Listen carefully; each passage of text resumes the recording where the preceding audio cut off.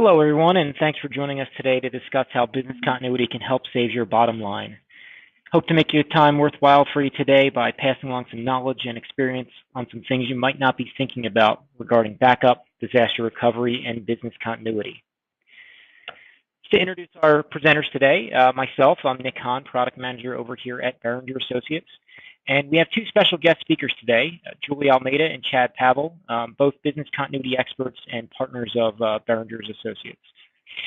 A little background on Behringer Associates for anyone who's not familiar with us. We've been in business for 23 years. We have specializations in managed services, customer relationship management software, voice over IP, cloud computing, and of course, disaster recovery. Many different partnerships out there with many vendors. And even last year, we were Mid-Atlantic Cloud Partner of the Year with Microsoft. So without further ado, I won't bore you anymore with our background. I'm going to pass it along to Chad Pavel. Chad, take it away. Thank you, Nick and Julie, and welcome everybody to this webinar. We're going to discuss the data protection needs that most businesses have these days, and obviously introduce you and educate you on some of the things we need to watch out for as business owners and business operators. So as Nick described, we are business continuity partners with Behringer, longtime partners, providing the technology and some of the insights that we all work together to deliver to end users. So let's get started. And what we're going to talk about today is, again, a different angle between not just backup, not just disaster recovery, not even just business continuity, but the difference between having your business run as usual and having things like this, where downtime can drastically impact the service and the products that you deliver and the experiences to your clients. So we're going to help you obviously have more of those green bar, uptime, good days, and help you reduce the amount of these, the bad days, we should say, that are caused by the costly effects of downtime. So when we start thinking about threats to our IT stability, there's actually a lot of things out there. Now, most people think when you talk about disasters, around natural disasters, right? People think fires, floods, earthquakes, tornadoes, hurricanes, all really real things that do happen quite often. We're actually based in Connecticut with some offices around the world at this point, but I think we all remember Superstorm Sandy several years ago that had taken down thousands of businesses, thousands of computer networks, and probably even tens of thousands of computers and peripherals as well. So what we're saying is disasters are real, natural disasters are real, but that actually only accounts for about 1 to 2/3 of true downtime, meaning it's not always a natural disaster that's going to take a server or an entire building down. Many times, the last and sort of unseen threat is us, it's humans. Now, some people might look at data deletion as a true disaster. It does actually cause downtime and complete disruption of a business's operations. It could be you, it could be me, it could be the janitor, it could be that executive who thinks he knows everything, it could be that clumsy person down the hall, that new intern who spills a coffee. It's called human error for a reason. And it's funny when you look at the biggest, baddest companies out there, even they are susceptible to downtime. The biggest data centers in the world go down at things like Google. The IRS, even though people were rather happy about it happening in February, they weren't able to collect or cut checks to all of us. JFK Airport here in New York, and even Amazon, one of the, it's not the biggest data centers operators in the world, is now has experienced downtime of some sort. So what we're trying to say is these large companies are able to recover, though. They have billions of dollars of cash and thousands of people working for them to, to talk to the media, to get their clients up and running, to really get through these type of disasters. And I don't know about you, but I don't know too many small business owners who have $1 billion sitting in a war chest in their back closet. So what we're saying is obviously downtime affects small businesses much more drastically than does even these large, massive businesses. But the funny thing is when you start looking at and asking what causes all of these downtime events, there's actually one interview that a media company had done with one of the big hackers in China who had taken down and infiltrated one of the largest retailers out there, and everyone was suspecting him to say, hey, you know, it was one of those Ocean's 11 type of things. How did you get into the building? How did you get into the servers? Maybe they were thinking that you were, you know, they were jumping over fences, you know, climbing over barbed wire, sneaking in, you know, putting on costumes and working their way through into the building. But no, it was actually something quite simple. He said, well, the funny thing is that at least one employee will click on anything. So we just send it through email. And so email tends to be the #1 way that these threats work their way into a business. And while we're not here to talk about security per se today, we are here to talk about the threats that cause downtime and how you can recover from those security breaches, from those natural disasters, from those human errors that indeed cause that costly downtime. So those 3 big things there, natural disasters, human error, and malicious attacks, are the biggest causes of system downtime. And we'll help you calculate and sort of help you get an idea of what downtime really costs you and how it can rear its ugly head. So taking the next slide here, how many of you have seen things like this? CryptoLocker, we have CryptoLocker. There are now tons of what we call ransomware programs out there that cyber criminals, typically overseas, send to you, typically through email, and those things take your files and folders hostage. And CryptoLocker is the big one. If you've ever seen this, don't worry, you don't have CryptoLocker. We're not sending it through this webinar. But if you have seen these type of screens before, you definitely know how painful it can be and how that pit in your stomach really forms when you start seeing your files being corrupted, or I should say at least encrypted. Now the way that ransomware works is it takes your files and folders hostage. It literally encrypts them because someone in your organization on your email domain had let in that threat. They probably clicked on an email, clicked on a link, let this nasty little file do its thing, where it slowly encrypts all of your critical files and folders on your computer, even on your entire network and on your servers, and then boom, this thing pops up. And it says, hey, we took all of your files and folders hostage. We hold the encryption key. The only way to get it back is if you purchase this digital currency called Bitcoin, and you send it to us in 24 to 72 hours. So you have 1 to 3 days to send this cyber criminal, again, further perpetuating the problem by helping him pay his rent and have a party with all that cash you just sent him. So unfortunately, paying is not just getting your files and folders back, it actually makes the problem worse, meaning that person or that hacker or that organization can even create an even bigger, worse file that can come and take your files and folders hostage. So what we're saying is CryptoLocker is a big problem here, and all of these other strains of this malware are now popping up. So it leads to millions and millions, even billions of dollars of lost files, and more importantly, just a painful experience for you and your employees. So what we're saying is the risks have never been higher. And it's also a result of what we're calling the perfect data storm. And it's really the result of 3 big things here: the amount of data, the risk of losing data, and the value of data that SMBs, even the largest organizations in the world, are relying on. I mean, just think of it. 15, 20 years ago, you used to have a one computer running on floppy disk programs with a dot matrix printer, I should say maybe 25 years ago. And that was it. You went home, you didn't access any files, folders, email from home. Email didn't even really exist that long ago. It was very simple. But now think of it, you have a laptop. I mean, my computer right here is a monster with 1 terabyte of storage. I have 3 monitors sitting on my desk. We have an IP phone that runs on a server. We have mobile phones, sometimes 2 or 3 mobile phones and a tablet, and a laptop. So the average employee has more than 1 device these days. And it's so easy to create and access and manipulate data on all of these different machines that we're using that, wow, we have a lot more points that we need to protect. So what we're saying is every employee is creating a lot more data than they used to. The value and the reliance on that data is only going through the roof. And that business data no longer just sits in a secure office with security swipe cards protecting the whole building. It's now sitting in your pocket, in your briefcase, being left in taxi cabs. It's going everywhere. So what we're saying is this big data wave is really driving the need to protect data more than ever. And that is only going to grow.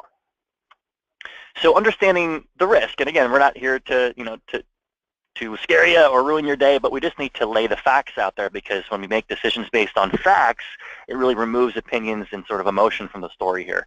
But understanding the risks are a big factor here. Now, about a quarter of production machines, so the server sitting in your closet, your own laptop or workstation, 1 out of 4 chance is going to fail this year. So on average, a server or a workstation or a laptop will break every 4 years at least.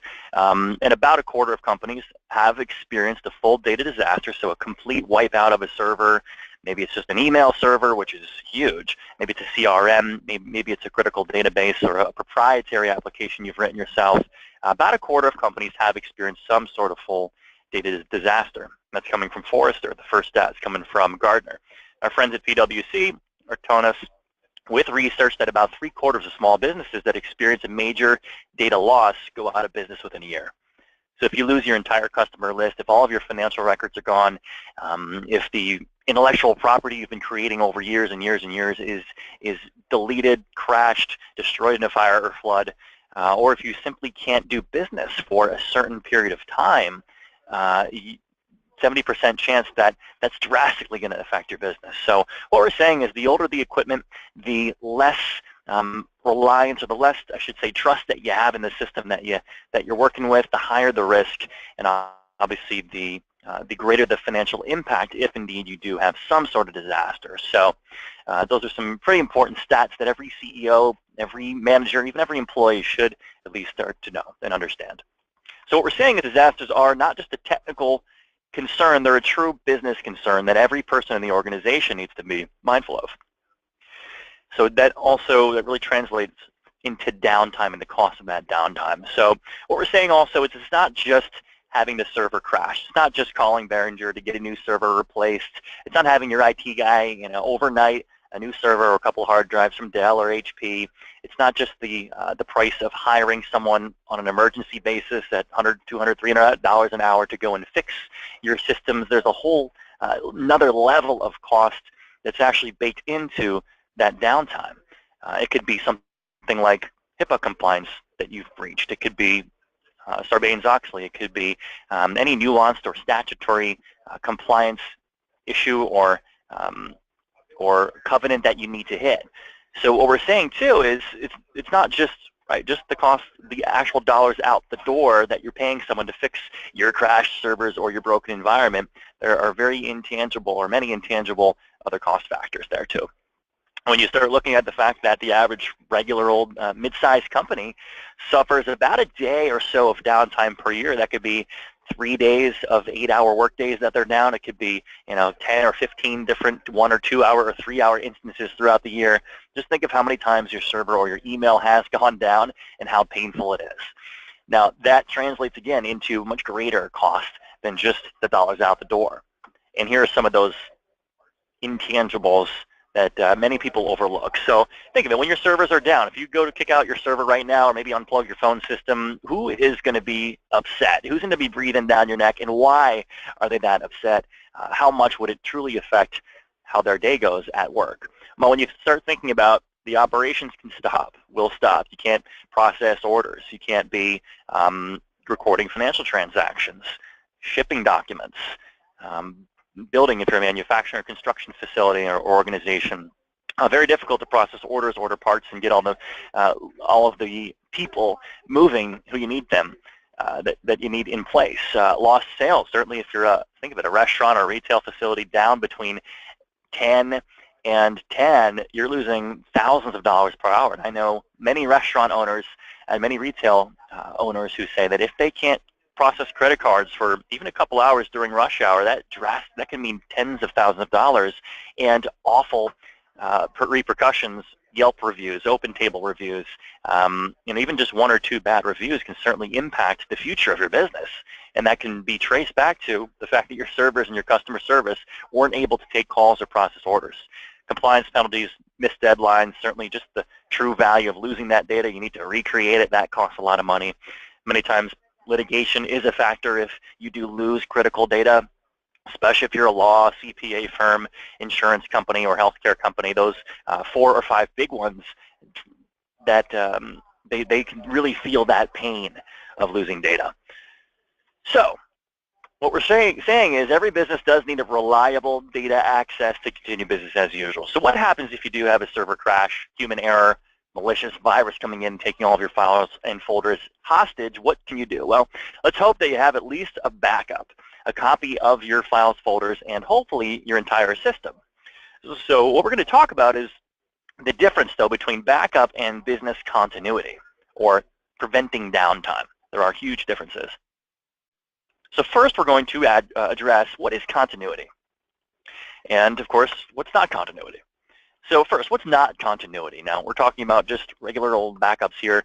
Say you have servers, desktops, physical servers, we should say, maybe some cloud servers, workstations, laptops, mobile devices. Those are all devices typically connected to a server or some other part of the network rather than just a standalone workstation. So what is not continuity? Well, continuity is not just your cloud-only file sync and share. Now, plenty of people use it. It's a great, great tool for that. It's great for syncing files and folders for productivity. It's not necessarily a good backup or continuity solution. Now, local-only type of solutions like tape backups, USB, and heaven forbid paper, those are all real things that people are still using. And many times what we're seeing is the tape and the USBs are not the primary backup or redundant location. They are backups to backups to backups these days, where again, 10, 15 years ago, yeah, you could run tape. You could run a USB hard drive and put it into the CEO's briefcase, or he or she will drop it off at the bank vault every Friday. Many times it's difficult to get to that bank vault and drop it off, so that's where maybe a backup of a backup of a backup is becoming more realistic for these type of solutions. And finally, a file-based backup. And that, again, it's just taking your documents, your Word documents, Excel documents, maybe your proprietary files and folders, other things you might have, and simply sending just the files and the folders off-site. And we'll tell you why it's actually a very limiting way to run a network. So next, local-only products. So let's dig a little deeper here. So these are great for quick restores. Again, USB or tape. What happens if, though, the power goes out? If the device fails, what happens if you have a theft and the appliance or the box is gone? It ends up being just a temporary solution to a larger problem. And just think of it again, if you're relying on a single employee to take your entire copy of your network on a USB drive and store it in a desk or a briefcase or somewhere rather unsecure, you are putting your entire business at risk by relying on humans to do that work for you. Now, next is the cloud-only type of solution. So some people might look at cloud backups and say, yeah, well, it's secure, it's in the cloud, right? It's all good. And yes, many times it is secure. Most of the time, we should say it is secured.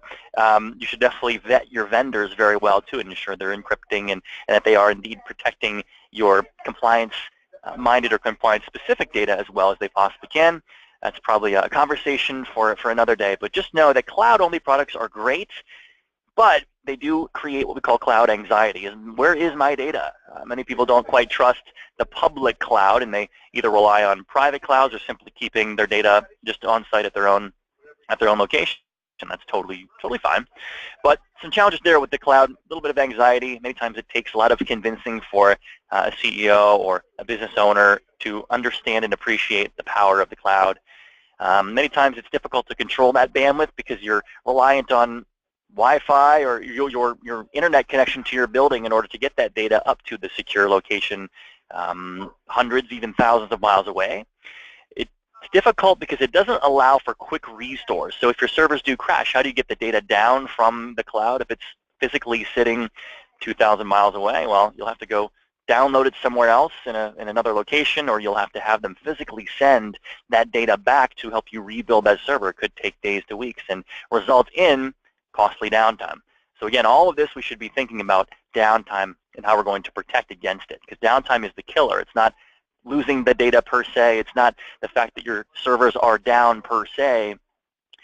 It's the fact that you can't operate, that you are losing your data and reliable access that you do need. So it ends up being a temporary solution, again, to a larger problem. So the best of both worlds, and obviously this is where we all shine here, is when you plug both the local and the cloud together. That's what we call the hybrid business continuity solutions. That's the best of both worlds. It sort of closes the gap where you have both the local only, where you're taking a local snapshot, local files and folders, local image, and you're also syncing that to a secure cloud location So that then, as you can tell, removes just the single point of failure and it spreads it across 4 or 5 different redundant locations. We'll show you exactly how that works and why that's important. It's important because that offsite cloud is the salvation when true natural or physical or human disasters occur locally. And it does leave for easy local restores and virtualization if indeed all you have is a simple server crash. So there are, again, many different things that can cause that downtime. A hybrid solution is a malleable, flexible solution that'll help you recover from something as simple as software update blowing up your server or literally your server catching fire or worse. So multiple points of failure rather than just one is what we're saying. Now, what should a continuity solution look like? Well, these are all questions that you should definitely be asking your current provider, your current in-house IT person, anyone who you know owns a business. When you start talking about data, start asking them, do you have image-based backups? Complete system protection with that local and cloud redundancy as well. So image-based backups, this is a big advancement in backup and disaster recovery technology where, again, 5, 10, 20 years ago, the standard was just taking files and folders and sending them somewhere else. But it's sort of like having a car without wheels. You can't drive the car unless you have the wheels. The wheels are indeed the, the little pieces of the puzzle that you're missing there. So what we're saying is image-based solutions take a complete snapshot of your entire hard drive, the applications, the files and the folders, the settings, the domain controller settings, everything that runs that entire computer and that entire network are preserved in an image. Because again, an image takes a complete system state snapshot, where again, a file and a folder system will simply take your Word documents and send them off-site, but you don't have the Word application to run those files on unless you have an image-based solution. So again, file folder, very limited, very difficult to recover and run a network if you don't have a network to run those files and folders on. So that's the big base that you need, is at least an image-based backup disaster recovery solution. The next piece is you do need both the local and the cloud, as we mentioned in the last slide, to connect the dots, to give you both that local protection and the off-site redundancy as well. So next, we're going to talk about virtualization. So this is where the instant recovery option really, really shines with what Behringer is doing with our business continuity solution partnership. So again, most other BDR devices or solutions will simply give you just a snapshot, just an image. It's sort of like a virtual copy that you can carry around with you on the on some sort of digital media.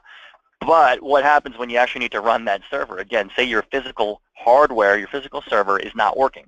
Hardware has crashed, someone unplugged it, it has coffee or water damage on it, literally nothing is running. So even if you had that image sitting somewhere else, you need an operating system. You need that machine to run that entire system on. So what instant virtualization does is it takes a complete copy of, again, your server, your workstations, and it places it on another redundant local server or piece of hardware. Now, what that means is if your computer goes down, so say I'm running the computer I'm running this webinar on right now, say this were to crash. Thankfully, we have several copies of my computer as of about 5 minutes ago, since we're taking a snapshot every 15 minutes. We're taking that virtual copy of this machine and we're placing it on another server in our location as well. So what happens if my computer does crash? Well, what I could do is virtualize it. I can spin it up. I can bring it to life on another device that is pulling that copy in and updating it every 15 minutes or so. And what that means then is I can then run that exact webinar right now on this device if indeed I had to, if my server or my workstation does crash. So that's good right there. Most people don't even have that ability. That's called instant virtualization. And that's something that Behringer and we do much better than anybody else, is have you virtualized or failed over redundantly and very quickly in under a minute, believe it or not. So what that means is now we can be running this broken machine on this redundant device. Now what happens if the redundant device has trouble? Well, first, just keep in mind we're syncing this data from this redundant device also to the cloud as well. But here's what we're saying. This is down. You can run it on this device here because you have a virtual copy. Then that reduces downtime. That helps you address what we call RTO and RPO. And these are terms you should definitely talk to Nick Hahn about, but recovery time objective and recovery point objective. And those are some new terms that C-levels are really starting to calculate because it is a function of downtime. RTO, recovery time objective. How long can you stand to be down before your business is adversely affected? Unplug your servers. Who's the first person that's going to come over to your cubicle or your office and be breathing down your neck?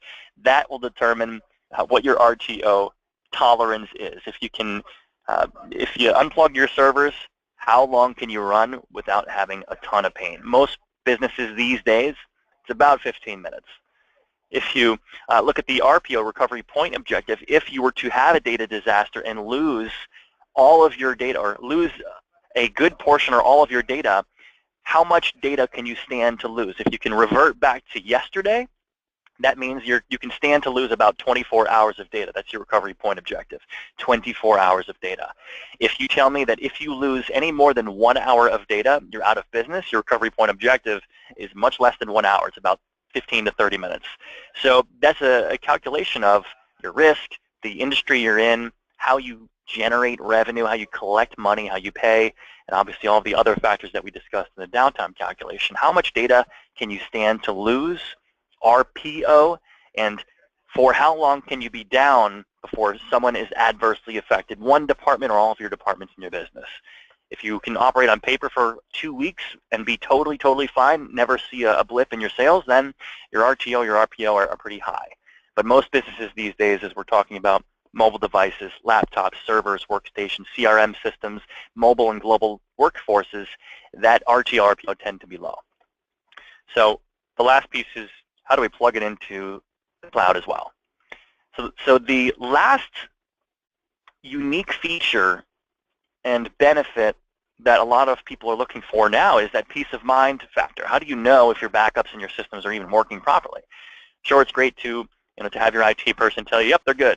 But most people want more tangible or visual peace of mind. And we call that daily screenshot verification. This is something you should also look for. Now, screenshot verification is the process that will spin up that virtual instance. It will create that copy of that virtual machine that we're running here. This exact workstation I have on our systems is being spun up or live booted every day automatically, and it's showing us that the boot screen works.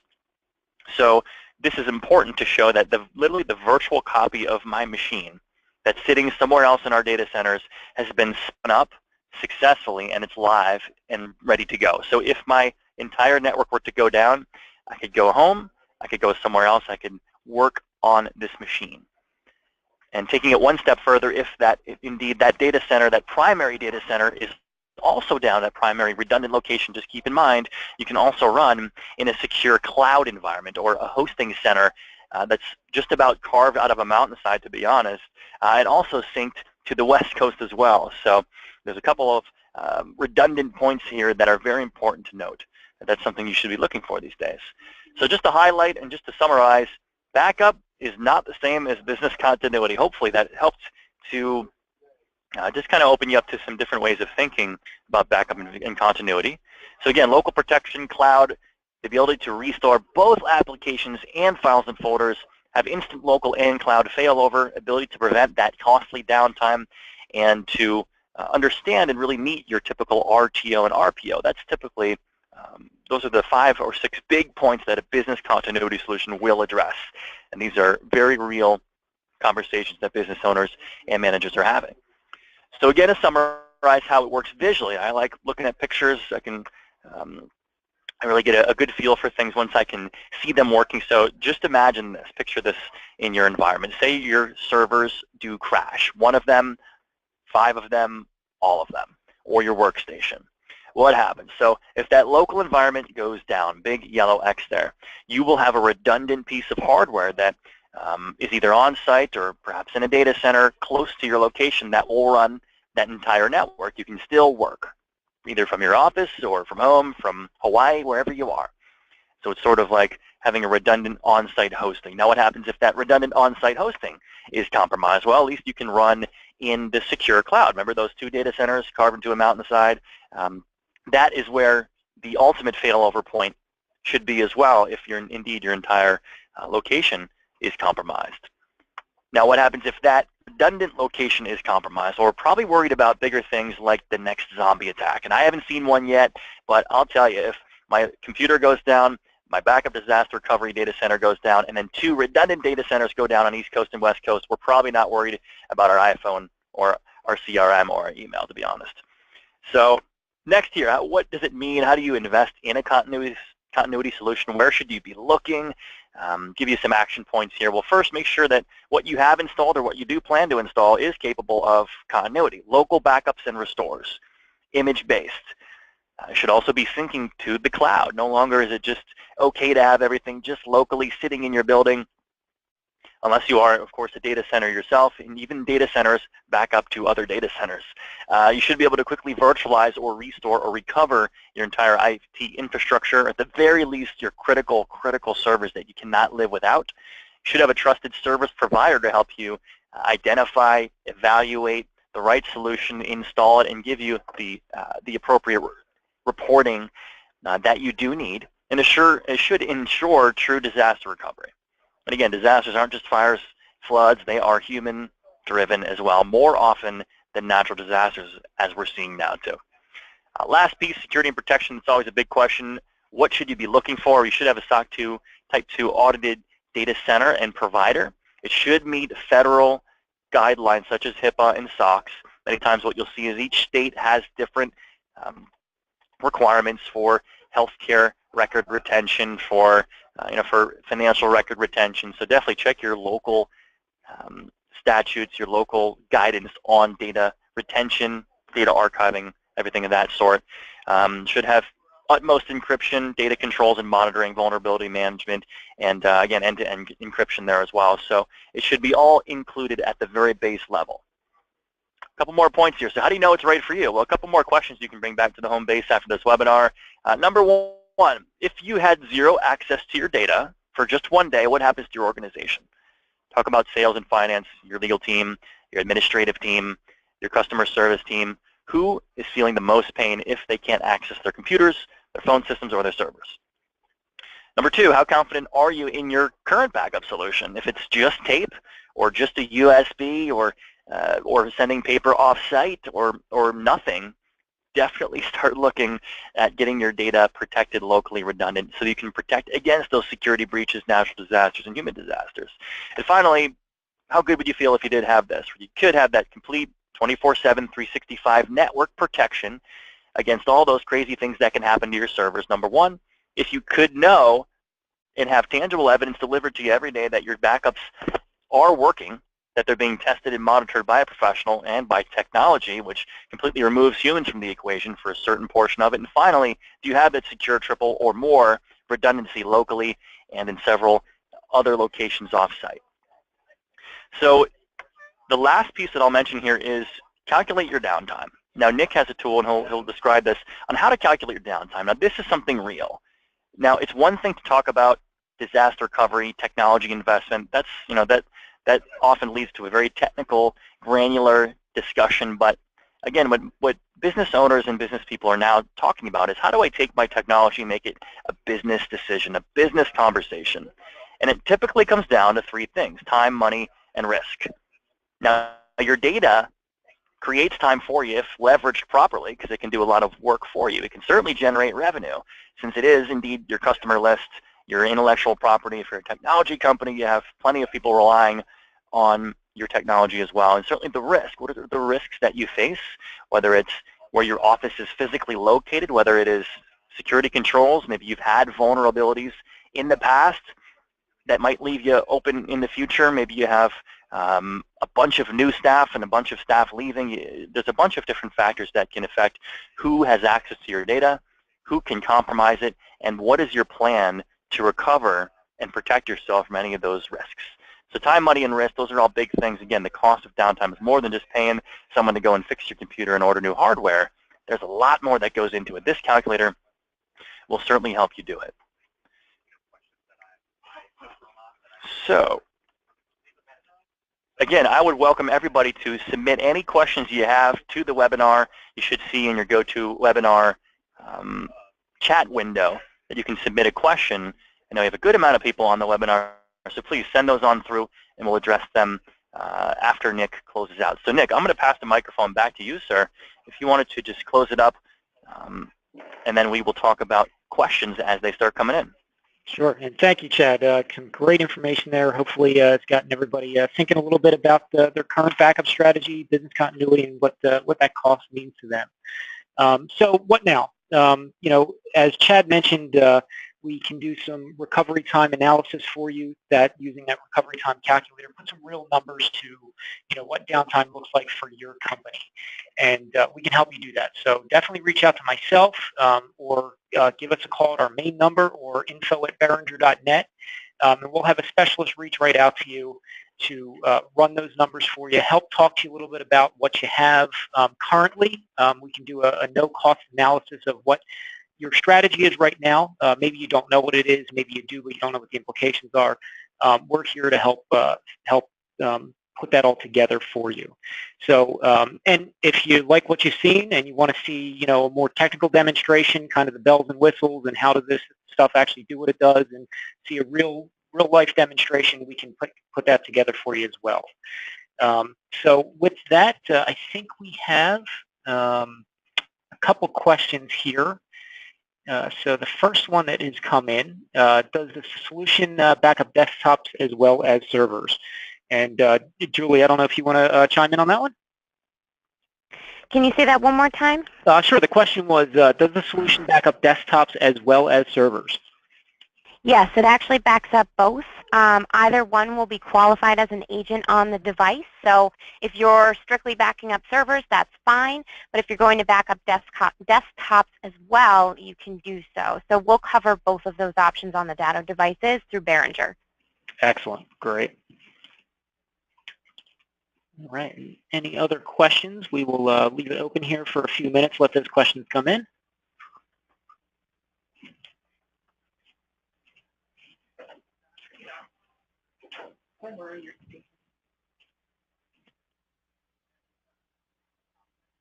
Excellent. I have one that I just saw come through here as well, guys. The question is, which type of environments can or should a business continuity solution protect, especially the one we're talking about today? So I'd imagine you're talking about operating systems. Now, it's a good question. Now, what we find is many environments have Windows, maybe some Linux servers, maybe even a couple of Macs these days.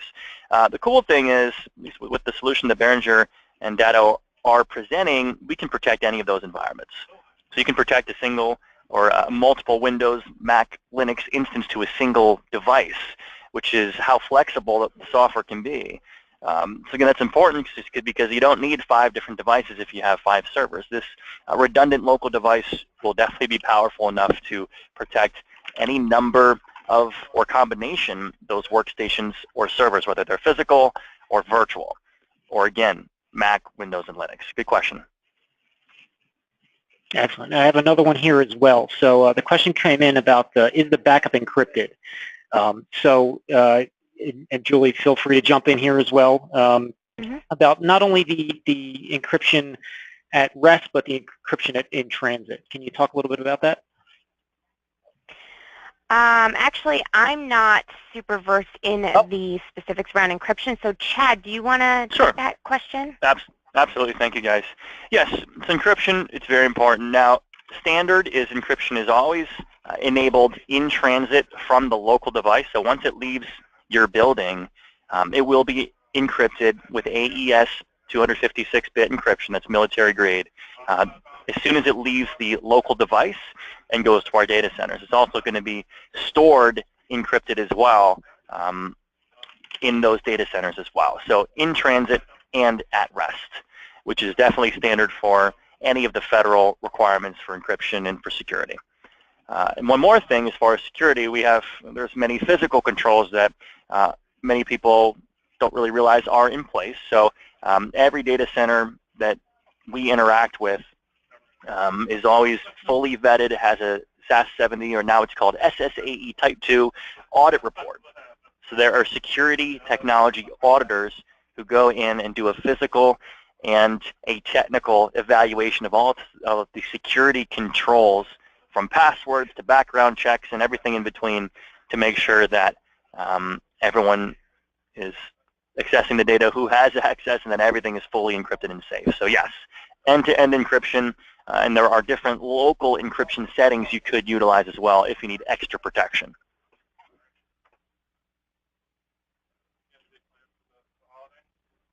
Great. And it looks like that might be all the questions for now. Any questions that come up, definitely feel free, again, to reach out directly to myself or to our info@behringer.net or give us a call. And again, just reach out to us to take a look either at a full solution demonstration or to review your current backup solution and look at what that downtime would really cost your company.